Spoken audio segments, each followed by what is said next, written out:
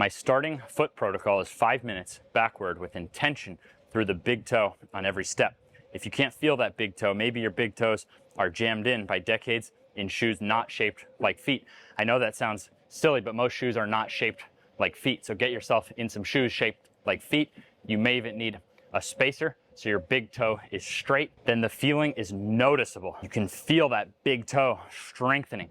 You might even feel leg muscles engage better. I don't have an exact measurement for this, so it's not one of the 20 ATG standards, but what if simple things like this and measurable strengthening of the ankle through full range of motion worked better for most people than more costly alternatives? And the whole time you're exercising, getting more athletic. If you can even walk, you can start walking backward, even if your step has to be 1 inch. You can do a tibialis raise, even if you have to start with 1 pound. Maybe you can turn a weak link into a strength, and malfunctions tend to vanish when we do. For further study on the feet, I recommend Kaddour-Ziani's book on Amazon. He's one of the most knees over toes athletes in history, and he's the only person 50 years old, under 6 foot, who can still dunk. And when he visited me, he didn't just dunk, he dunked in bare feet. And let me tell you, his feet are not like this, they're like this. He thinks of his big toe as an extra spring. And huge thanks to those of you doing my programs and supporting our innovative equipment. These backward treadmills have started shipping to people, and they're accomplishing exactly what we intended, which is to make it as cheap as possible